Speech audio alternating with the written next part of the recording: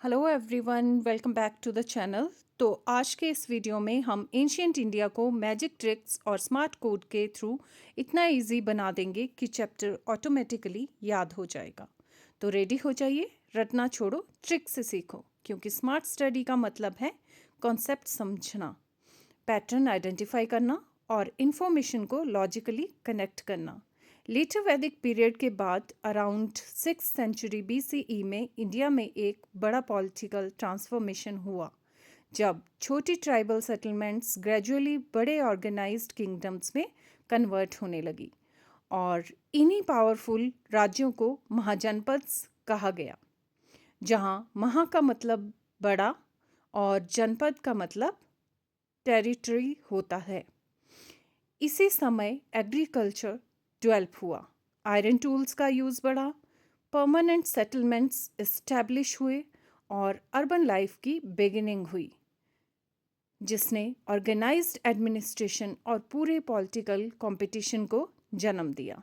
महाजनपद्स का कॉन्सेप्ट समझने के बाद सबसे बड़ा चैलेंज होता है इनके नाम याद रखना, लेकिन यहीं पर मैजिक कोड्स लर्निंग को इजी बना देते हैं, क्योंकि जब किंगडम्स को लॉजिकल ग्रुप्स में समझा जाता है तो पूरा सीक्वेंस ऑटोमेटिकली माइंड में सेट हो जाता है। अंगा, मगधा, काशी और अवंती फर्टाइल गैंगेटिक प्लेन्स के पावरफुल रीजन्स थे, जहां एग्रीकल्चर और ट्रेड दोनों स्ट्रांग थे। उसके बाद वत्सा, वृज्जी, छेदी और कुरु आते हैं, जहां पॉलिटिकल डाइवर्सिटी देखने को मिलती है, क्योंकि कुछ मोनार्की और कुछ रिपब्लिकन सिस्टम फॉलो करते थे। फिर पांचाल, अश्मका, सुरसेना और मत्स्य अलग अलग जियोग्राफिकल एरियाज़ में रीजनल पावर सेंटर्स को रिप्रेजेंट करते हैं। और फाइनली कोसला, गंधार, कंबोज और माला रिमेनिंग किंगडम्स थे, जहां खोसला फर्टाइल लैंड की वजह से स्ट्रॉन्ग बना। Gandhara north west cultural gateway था, जहां से एक्सटर्नल कॉन्टैक्ट्स और कल्चरल एक्सचेंज हुआ।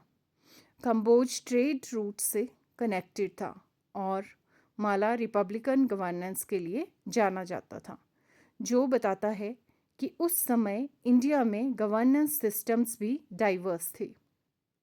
इन सभी राज्यों में कुछ किंगडम्स स्पेशली इम्पॉर्टेंट बनकर उभरे: मगधा, कोसला, अवंती और वत्सा, जहां मगधा ग्रेजुअली सबसे पावरफुल किंगडम बना। कोसला उनका स्ट्रॉन्ग राइवल रहा।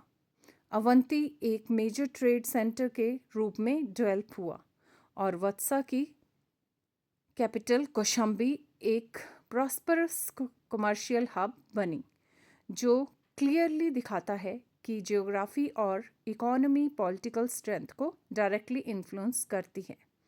सबसे इम्पॉर्टेंट सवाल ये है कि मगधा ही सबसे पावरफुल क्यों बना, और इसका आंसर एक सिंपल मेमोरी फार्मूला में याद रखा जा सकता है: land plus iron plus reverse plus rulers.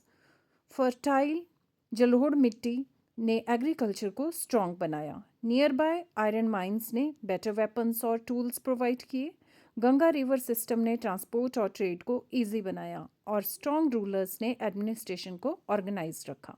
इसी कॉम्बिनेशन ने मगधा को दूसरे महाजनपद से पावरफुल बना दिया और आगे चलकर मौर्यन एम्पायर की फाउंडेशन यहीं से स्टार्ट हुई। जब पूरे टॉपिक को एक बार रिवाइज करते हैं तो की पॉइंट्स क्लियरली याद रहते हैं। टोटल महाजनपद 16 थे।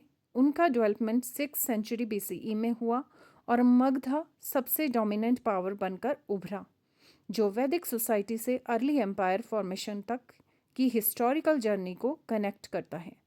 लर्निंग को इफ़ेक्टिव बनाने के लिए नॉलेज को टेस्ट करना भी ज़रूरी होता है। इसीलिए इम्पॉर्टेंट क्वेश्चंस खुद से पूछना चाहिए, जैसे मगधा की पावर का मेन रिसोर्स क्या था, टोटल महाजनपद कितने थे, और अवंती किस लिए फेमस था। क्योंकि जब लर्नर एक्टिवली रिकॉल करता है तब इन्फॉर्मेशन लॉन्ग टर्म मेमोरी में स्टोर हो जाती है। इसी पूरी जर्नी से एक बात क्लियर होती है कि हिस्ट्री डेट्स का कलेक्शन नहीं बल्कि लॉजिकल स्टोरी है, जहाँ कॉज और इफ़ेक्ट कनेक्टेड होते हैं। और जब हम सीक्वेंस कॉन्सेप्ट्स और मैजिक ट्रिक्स के थ्रू पढ़ते हैं तो चैप्टर ऑटोमेटिकली लर्न हो जाता है। इसीलिए हमेशा याद रखिए, रटना छोड़ो, ट्रिक से सीखो। So thank you guys for listening to me. Please like my video, subscribe my channel and share this video with your friends.